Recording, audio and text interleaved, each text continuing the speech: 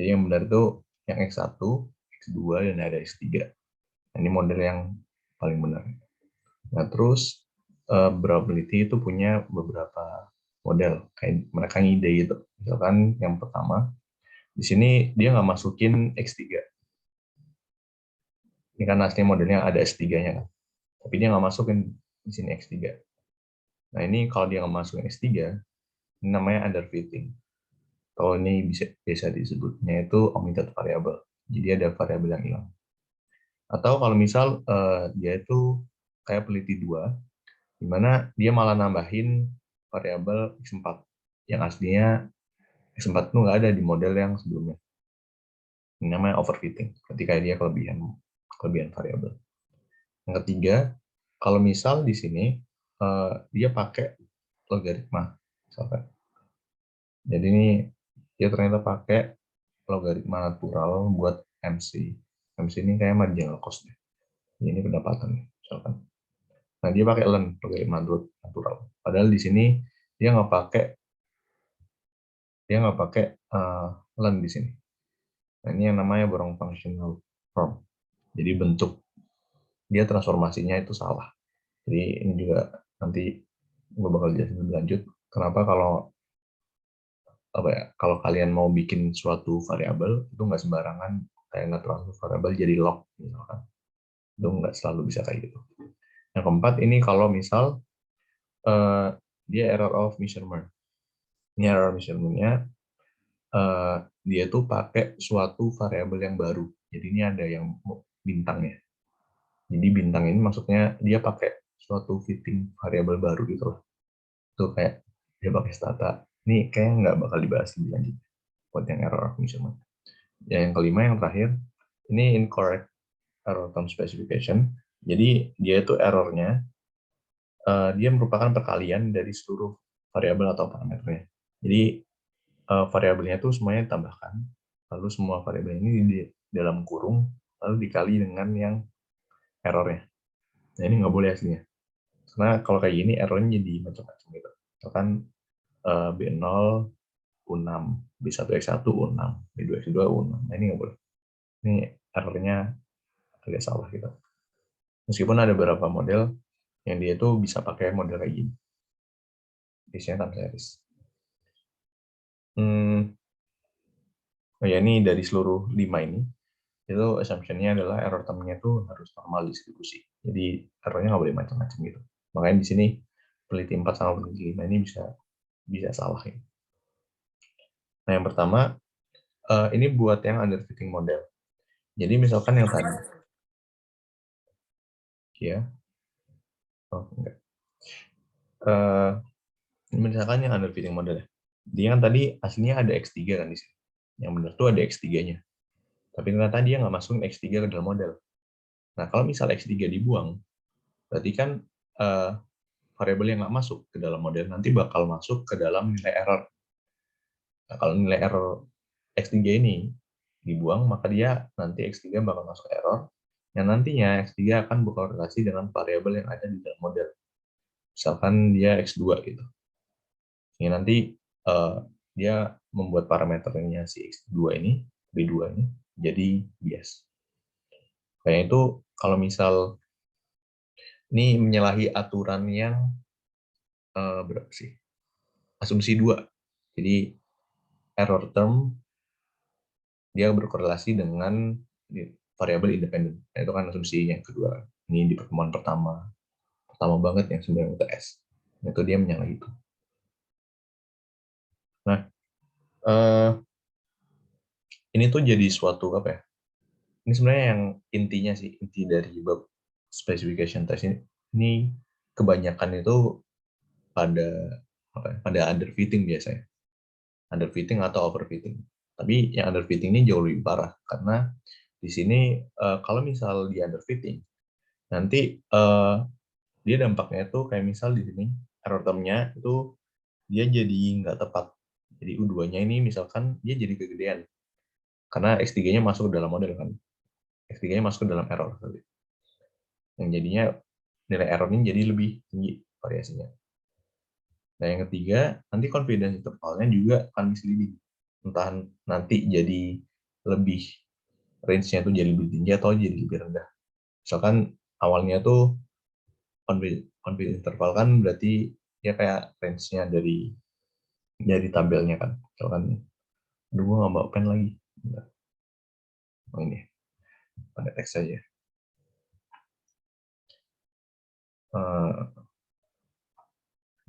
Jadi nggak usah ditulis. Sorry. Jadi misalkan confidence interval yang awal, yang dia itu fit-nya benar, itu lebih panjang misalkan daripada yang underfitting ini. Nah, meskipun dia variasinya lebih pendek misalkan si underfitting, tapi kalau dibandingin dengan variasi yang aslinya, itu dia tetap bias. Jadi aslinya nilai CI ini dia nggak selalu nilai CI yang kecil berarti variasinya lebih kecil kan. Nah, itu belum tentu dia lebih baik daripada yang variasinya lebih lebar. Jadi tergantung nanti uh, kalian nentuin buat apa namanya? Nentuin buat confidence intervalnya itu juga harus hati-hati. Yang kecil belum tentu benar, dan yang besar juga belum tentu salah. Nah, yang keempat, konsekuensi lainnya, kalau misal ini datanya dipakai buat forecasting, berarti nanti hasilnya dia cenderung nggak benar. Forecasting itu berarti kebanyakan forecasting itu dia pakai time series ya. Jadi kalau kalau misalnya ini datanya data TS, nah itu konsekuensinya jauh lebih parah daripada data manual. Karena apalagi kalau data TS-nya dibuat yang forecasting atau ya forecasting kan kayak perkiraan gitu kan. Tapi kalau perkiraannya itu dia masih modelnya nggak benar, nah, itu maka jadi jauh lebih parah nanti. Ini yang bakal hati-hati banget. Ntar kalau misal kalian mau di riset gitu ya, terus kayak biasanya tuh di riset yang buat yang makro-makro, yang di BI, di Kemikau gitu-gitu, itu banyak nge-forecast something gitu.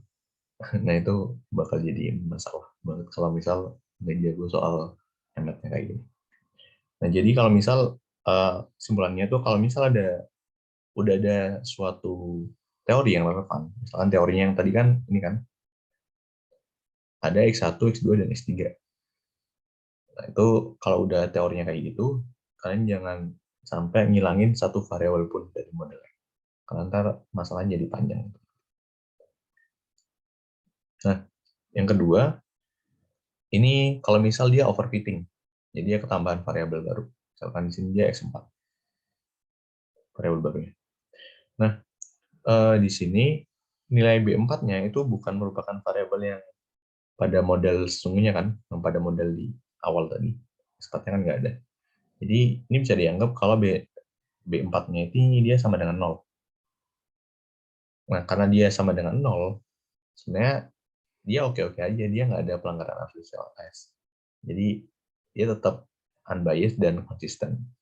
Misalkan di sini kalian ada ya, Y-nya pendidikan.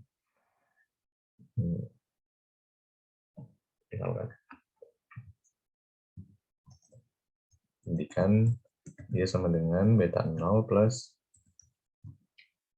beta 1 pendapatannya.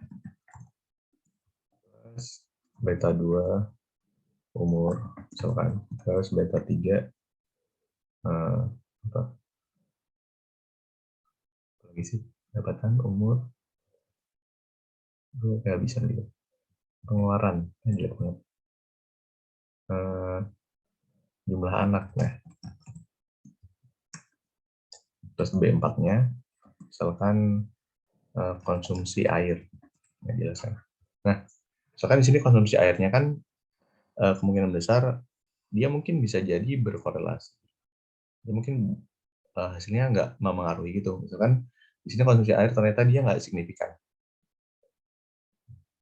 Kan dia nggak berkorelasi gitu dengan pendidikan. Nah, tapi kalau misal konsumsi air tetap dimasukkan, ini modelnya sah-sah aja. Dia nggak melanggar asumsi OLS. Dan sebenarnya kalau misalnya ini dimasukin, bisa jadi signifikansinya juga nggak berubah jauh. Sekarang ini tetap signifikan semua ya. Sebelumnya ada konsumsi air, semuanya itu masih signifikan. Terus pas ditambah konsumsi air, ternyata dia di sini tetap signifikan. Ini hasilnya nggak apa-apa. kalau kalian mau nambah konsumsi air sebagai variabel yang kontrol, ini masih oke-oke aja. Tapi di sini variasi dari koefisiennya itu nanti bisa jadi dia lebih besar. Jadi di sini tuh nilai beta 3 atau beta 2-nya itu bisa jadi agak sedikit nggak tepat lah daripada model yang sebelumnya. Sehingga dia nggak efisien. Tapi sebenarnya itu juga nggak terlalu masalah sih aslinya.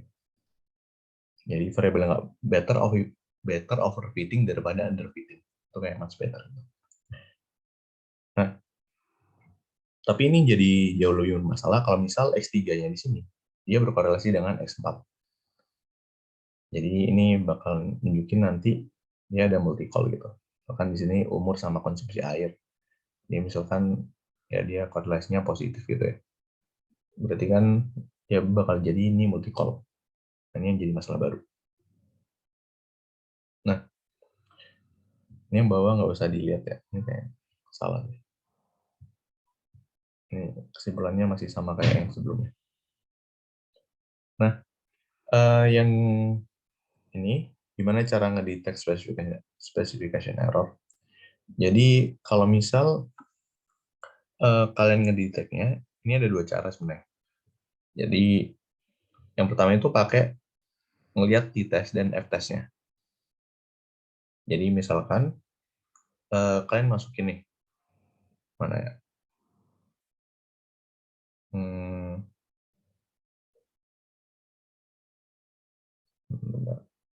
Oh gini, t-test dan f-test tuh jadi caranya misalkan kalian langsung masukin model kedua ini. Jadi model dari X1 sampai X4. Terus habis gitu, ini kalian run, terus ketemu nih misalkan di sini dia nilai dari f-test atau t-testnya, ini semuanya signifikan. Signifikan, tapi kecuali X4. X4-nya nggak signifikan. Ini dari model 2. M2 ya, model 2. Nah, terus dari model yang pertama tadi sebelumnya, M1, M1 kan dia nggak ada X4 kan. Kan dia tetap signifikan semua. Dan dia nggak ada X4 kan. Nah, dari dua ini, kalian tuh sebenarnya bisa nyari taunya ketika di sini X4 itu dia nggak signifikan, sini kalian buang X4-nya.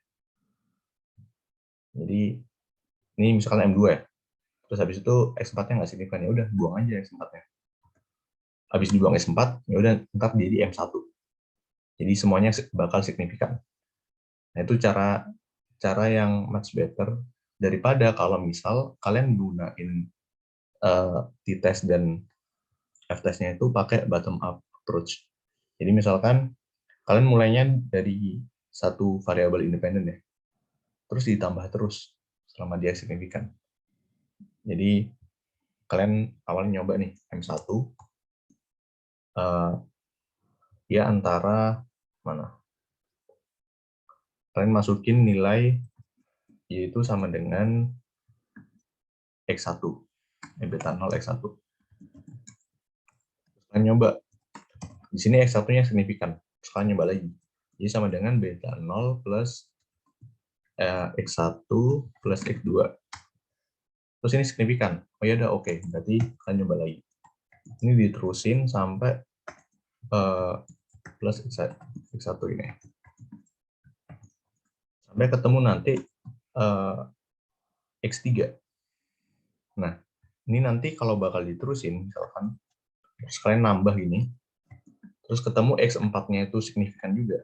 Nah, ini bakal jadi problem. Ini kalau bisa jangan pakai bottom up terus ini. Jadi better kalau kalian regresi semuanya, terus kalian kurangi satu-satu buat yang variabel yang nggak signifikan daripada yang bottom up terus kayak gini.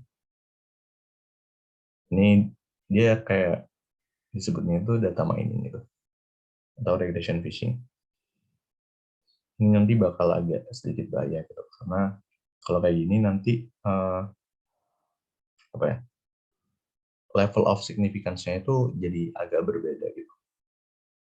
Jadi kalau bisa nanti jangan pakai yang kayak gini. Jangan pakai yang bottom up approach ini. Nah, terus kalau misal ini buat detect specification error-nya, di sini ada beberapa cara sebenarnya. Tapi yang paling sering dipakai ini sebenarnya yang ini dong, reset ini, Clumsy Regression Specification. Sebenarnya udah gue bahas sebelumnya kayak dikit itu. Tapi ada beberapa cara buat ngejawab reset ini. Tapi sebelum masuk ke riset, kita masuk ke yang Durbin Watson ini aja. Ini Durbin Watson ini sebenarnya kayak yang kemarin kan, kayak buat mengukur autocore itu. Nah, ini stepnya, kalian pakai regresi OLS dulu, terus ambil nilai error. Berarti kalau ambil nilai error kan, berarti ntar jadi kalau mau di statanya ya, coba.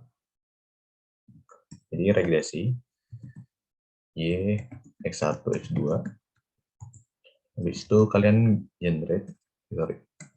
Habis itu kalian ambil nilai errornya. Kalian ambil nilai error, dia pakai predikat. Predik, predik apa gue lupa. X1 ya kalau nggak salah. Predik Y. Nah, dari sini keambil nilai errornya. Terus urutin dari residual dari urutan yang terkecil sampai terbesar. Habis itu masukin rumus dari Rubin Watson. Rubin Watson tuh komennya apa ya? Gue lupa di autocore. Kalau nggak salah di tes ya kalau nggak salah. Entah.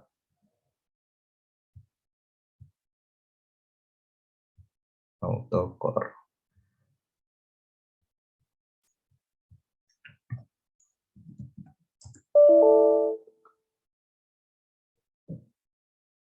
Gue nggak nemu. Bentar ya. Ini bisa di-share aja dari Rubin Watson. Nah, terus kalau udah dicek di tesnya, terus ternyata nilai di tesnya itu signifikan, berarti ini ada kesalahan dalam spesifikasi modelnya. Ini cara pertama. Nah, LM test ini jarang dipakai, tapi mungkin bisa kalian pelajari sendiri. Tapi ini jarang banget keluar, 1 dan 3 ya. Yang paling sering itu ini, riset. Jadi riset ini, yang kemarin kan gue ngomongnya pakai komennya tuh ada yang pakai OV test. Kalau misal OV testnya dia itu signifikan, atau dia reject 0, berarti di sini dia nggak ada, dia ada omitted part. Ini kalau OV test kan. Tapi sebenarnya cara OV test ini ada beberapa cara lagi. Ini salah satunya itu kalau si riset ini kita pakai yang namanya tuh F-test. Jadi kalau gue lihat di chapter bapaknya, kayak bapaknya agak sedikit aneh deh caranya. Ini bapaknya juga pakai riset kan. Nah, sebenarnya beliau tuh lupa ngitung formulanya gitu. Dan biasanya ngitung formula ini dia agak beda dengan OV test. Jadi tuh ini agak beda gitu. Terus gue bingung kenapa bapaknya nyatuin itu. Jadi kalau menurut gue ya, ini kalau cara gue ini ada dua cara sebenarnya. Ovita sendiri itu beda cara, dan yang kedua itu dia pakai cara yang ngitung nilai F-testnya. Jadi yang pertama, kalian regress dulu nilai yang mau diuji, regress biasa. Terus kalian pakai buat regresor buat yang kubik, buat yang kuadrat dan yang kubik. Habis itu baru ambil nilai R-square-nya dan lakukan F-test dengan cara yang rumus ini. Buat realnya ini kayak gini. Jadi kalian regress nih awal misalkan. Misalkan Y sama dengan ini beta 0 plus beta 1-nya. Ini model awalnya, model 1. Terus kalian buat model baru. Di mana model barunya itu merupakan predik error yang dalam bentuk kuadrat dan kubik. Jadi caranya kalau mau nyari yang ini ya, yang model keduanya, model baru ini, jadi kan model pertama kalian tinggal reg Y sama X1 kan. Habis dari sini, kalian ngambil prediknya.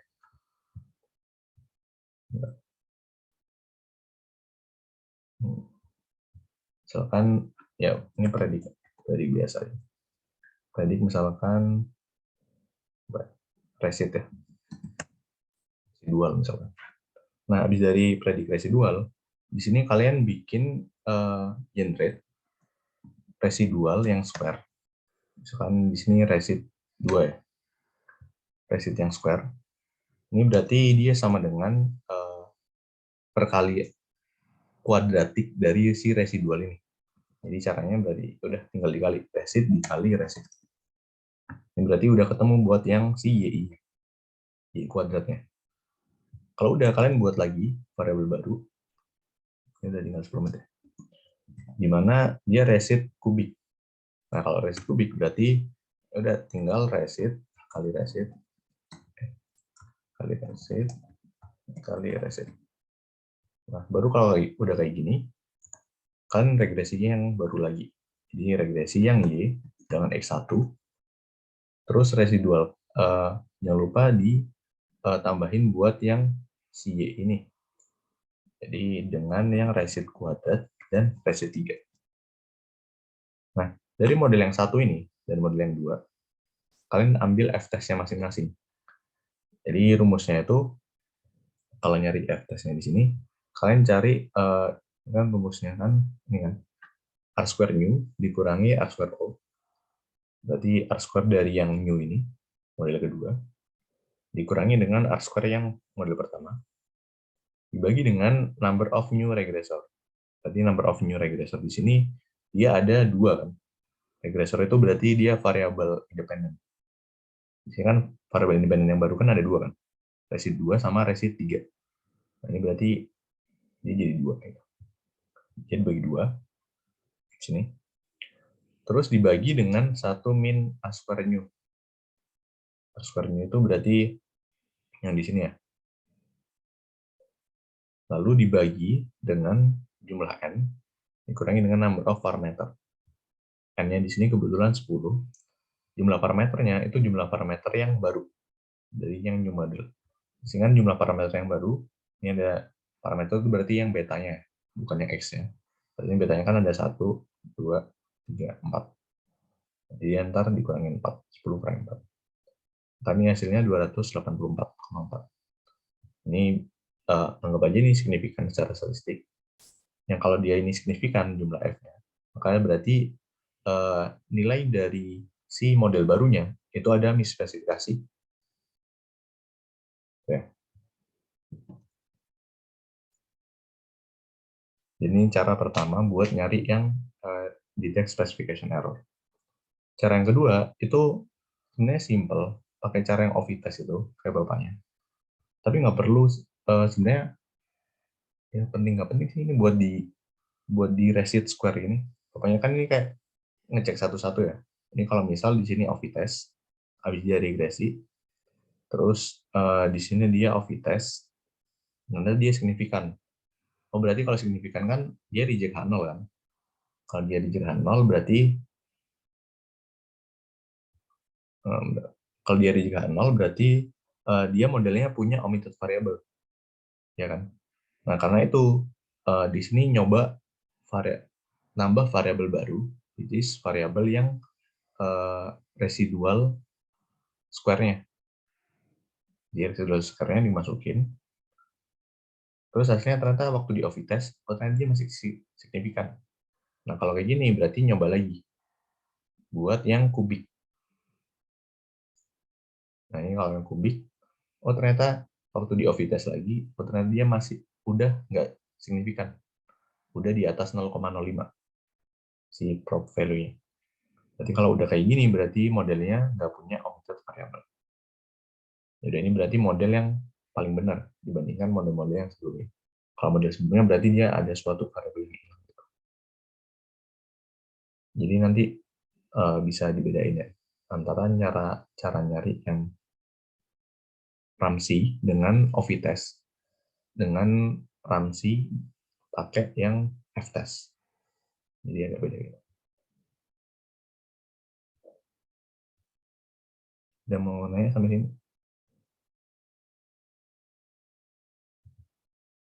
Kak, nanya dong Kak. Hmm?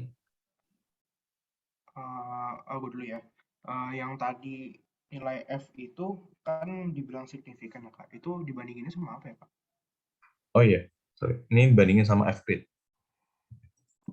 Dapatnya dari mana Kak? F-grid dari yang baru. Jadi F-grid itu kalau misal di tabel regresi, mana ya? That's a good question. Mana? Ini F-grid. F-grid itu yang F di bawahnya number of observation.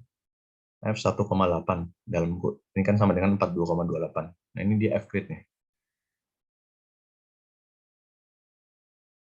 Gitu. Jadi kalau misal hasil F tadi itu lebih gede daripada yang hasil regresi kedua buat F-grid-nya, itu berarti dia signifikan. Gitu.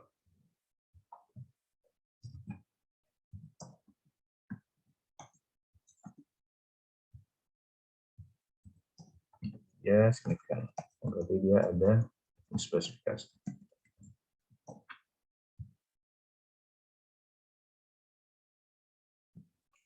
Oke, ada lagi? Gue mau tanya Kak, ini kenapa kalau misalnya yang underfitting itu kenapa gak bisa diidentifikasi sama lihat signifikansi error-nya aja ya Kak? Pas regresi. Yang, underfitting atau overfitting? Yang underfitting gitu Kak. Kalau misalnya kalau errornya signifikan berarti kayak masih ada harus nambah variabel gitu Kak. Errornya signifikan tuh gimana caranya? Pas regresi modelnya Kak. Oh gitu. Bentar. Gue agak bingung sama pertanyaan. Error yang signifikan tuh yang mana? Maksudnya? Kalau misalnya dari sini. Yang resi bentar.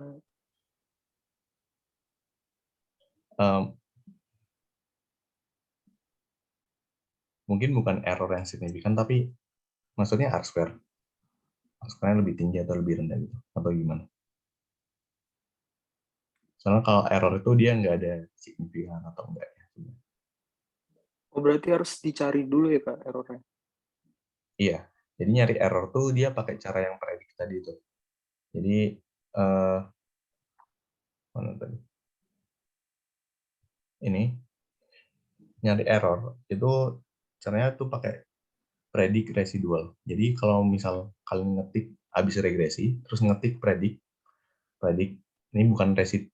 Sebenarnya predik resid ini kayak terserah gitu. Kalian mau pakai predik Y, predik residual, predik apapun tuh sama aja. Ini kayak ngebuat suatu variabel baru dengan yaitu nanti memunculin nilai errornya. Nah di sini tuh baru si residual ini dia diregresikan lagi dengan variabel lainnya, which is yang model keduanya. Ini kayak digabungin gitu. Jadi kalau misal di sini anggap aja dia signifikan ya residualnya, tapi itu nggak bisa dianggap kayak apa ya? Itu beda cara gitu. Gue sebenarnya agak bingung sama pertanyaannya. Oke Kak. Thank you Kak. Iya.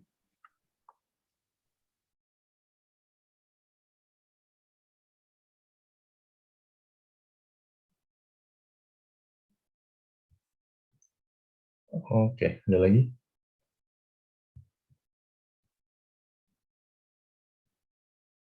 Oke, lanjut aja.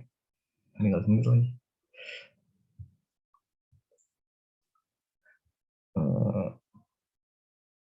Mau lanjut nggak? Kira-kira? Habis ini? Kayak tinggal dikit. Boleh sih Kak. Oke. Jadi ini yang nested ya. Jadi nested ini sama yang non nested itu ya misalkan di sini dia ada dua model. Yang pertama dia ada model dari X1 sampai X4. Yang kedua model B dia X1 sampai X2 doang. Nah, di sini bisa disebut kalau model B itu merupakan bentuk khusus dari yang model A-nya. Dimana di sini nilai B di sini itu berarti B3 sama B4 di model B itu sama dengan 0. Atau dia tidak signifikan secara statistik. Nah, ini dia disebutnya itu model yang nested model. Nah, cara lainnya, bukan cara lainnya, sebaliknya, kalau non-nested model, itu kalau misalnya dia model yang C, D, E nih. Jadi bedanya, kalau yang C, dia kan X1 dan X2. Kalau yang D, dia pakai Z1 dan Z2. Ini udah beda model. Jadi di model C, variabel yang ada di model C, nggak ada yang masuk di model D, dan sebaliknya. Nah, ini berarti dia non-nested. Kalau yang A dan B kan, ini masih ada X1, X2 kan di sini.